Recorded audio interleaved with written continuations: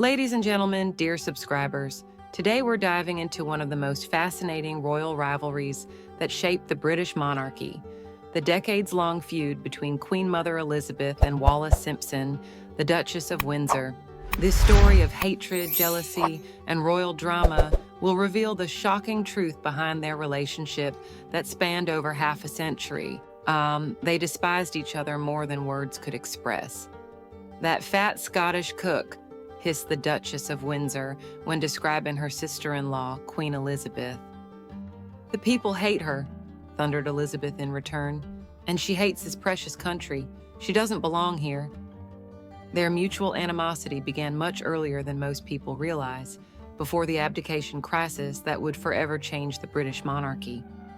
The first sparks flew when the Prince of Wales broke all protocol by introducing his new American friend Wallis to King George V and Queen Mary at Buckingham Palace. As biographer Michael Thornton wrote, with complete audacity, the prince introduced Wallis to his parents. While she curtsied, their majesties merely stared at her. The Duke and Duchess of York, later King George VI and Queen Elizabeth, were equally cold. The Duchess instantly disliked her. Elizabeth was offended by what she perceived as Wallis's vulgar behavior and the gaudy colors of her dress. Wallis was equally unimpressed, irritated by Elizabeth's sweet, slightly piercing voice, pink Scottish face, and plump figure. Royal observers recall that Elizabeth herself was once considered a potential bride for the Prince of Wales. Her ambitious mother had paraded him past her, but they didn't get along. Elizabeth's contempt for Wallis, older, unattractive, divorced, was multiplied by the belief that if the prince fell in love, it should be with someone well-bred like herself. Wallis made one of her most serious mistakes when she began imitating the Duchess of York in a sharp, mocking style. One afternoon, Elizabeth walked into the living room at Fort Belvedere, Edward's mini-castle on the Windsor estate, and froze. Wallis was performing an aggressive parody of her voice and gestures. Elizabeth ran out. Wallis never forgave her for witnessing this embarrassing moment. Their hostility continued from their probable first meeting in January 1933 until Wallis's death in Paris in 1986. Over 50 years of bitterness. Sometimes, especially in America, Wallis held the upper hand.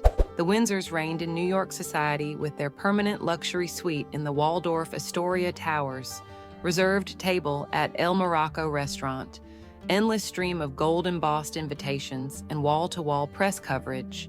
But when the Queen Mother appeared in New York in 1954 and attended the Broadway musical The Pajama Game, the audience rose and applauded so long that she had to stand and wave in gratitude with tears in her eyes. As one biographer noted, such a thing never happened to Wallis. When the Duke died in 1972 at age 77, Wallis attended his funeral at St. George's Chapel in Windsor. Despite the solemnity of the occasion, bidding farewell to the only British king who voluntarily left the throne, Wallis's eyes were fixed only on her enemy, the Queen Mother. Elizabeth did her best to accommodate the grieving widow and tried to be polite, but according to Wallis's friend, the Countess of Romanones, the Duchess described the Queen Mother's hat as having a white plastic arrow sticking through it. She nearly laughed in the Queen Mother's face. It was so comical, even though she was overcome with grief. In 1967, Wallis and Edward came to London for the unveiling of a memorial to Queen Mary. Protocol dictated that ladies should curtsy to Elizabeth on this public occasion. Wallis refused. "She stopped people from curtsying to me. Why should I curtsy to her?" she snapped when asked. Their last words to each other that day ensured the hatchet would never be buried. As they parted, Wallis shook Elizabeth's hand, but did not curtsy. "I do hope we shall meet again," said the Queen Mother, lips tight. "Oh," replied Wallis, knowing what she really meant. "When?" Looking back, this fierce rivalry reveals much about the British monarchy during a pivotal era. The Queen Mother once remarked, "The two people who have caused me the most trouble in my life are Wallis Simpson and Hitler," a statement that speaks volumes about the depth of her resentment. For over half a century, during which Elizabeth was Duchess of York, Queen Consort, and finally Queen Mother, these royal women remained at dagger's length. The hostility never ceased. Thank you so much for your time with us. If you enjoyed this fascinating glimpse into one of history's greatest royal feuds, please don't forget to like this video, subscribe to our channel, and share with your friends who love royal history as much as you do. Comment below with which royal rivalry you'd like us to explore next. Until next time, keep calm and stay royal.